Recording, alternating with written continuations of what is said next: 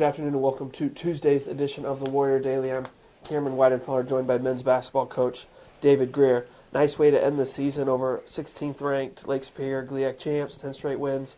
Ended that winning streak. Talk about the win and just what it means for the seniors to pretty big senior class ending on a win there. Well, it was a really, really big win for our seniors. You know, senior day is always an emotional day, and the guys played with great passion, and was a little bit nervous there for a couple of days because Brian Coleman had tweaked his knee a little bit, had an MRI, and they, pretty much got him ready to play. Didn't expect him to play, but thought he played outstanding. Gerald Williams-Taylor was a man out there. He just pretty much dominated the game at times, and all our seniors, came in and did a great job, and it was an emotional day. Those guys have had great careers here. They've been part of some good basketball teams, and certainly this season didn't go the way they wanted it to go, but anytime you can finish the season on a good note, that's always a good thing.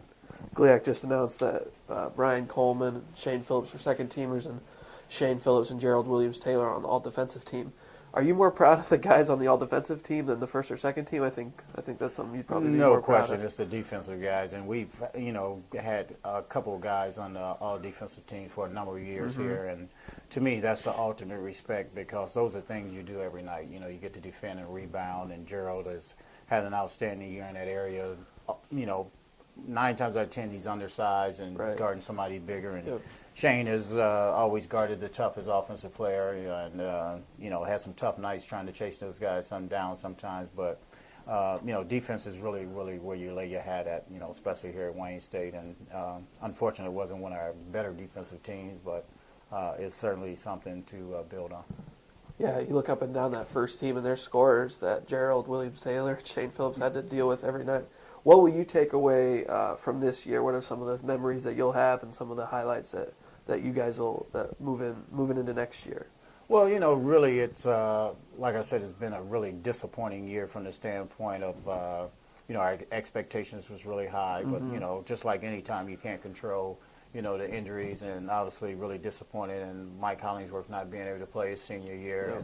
And Mike Lewis was, poised for a breakout year, and we lost him. So, really, it was just, up and down year, literally. Once we get things worked out, you win a couple, you lose a couple here, never could really hit stride and never could really get a full team going there till after the Christmas break. But I'm proud of the way our guys competed. We were in a lot of games. We just got to coach them better, and we just got to get a little tougher. Super early. Look ahead to 2014, 2015. Talk about some early analysis on next year's team. Well, I thought Clark Bishop, for a freshman, had an outstanding year, and he's the kind of young man that's going to get better. I think he can be an explosive scorer, and I think he could really be a good defender. Most freshmen struggle on the defensive end, but Clark is, he's a Detroit kid, and we're proud to have him in the program. Gavin Toma had his moments, and I think once we can get him squared away on defense, he's one of the top three-point shooters in the league. He can really shoot the ball, got an ability to score. So I think he'll do a good job. And Mike Lewis, hopefully he'll get a red shirt year, and he'll be a sophomore next year. And it's a tough kid. Mike Lewis is probably pound for pound our toughest kid on the team, and really got some high expectations for Joe Nadondo. He didn't play a whole lot this year. We had some seniors in front of him, but had an opportunity to go against those guys every day. Once we can get him, working a little bit harder, he's a big man, and we got some high expectations for him.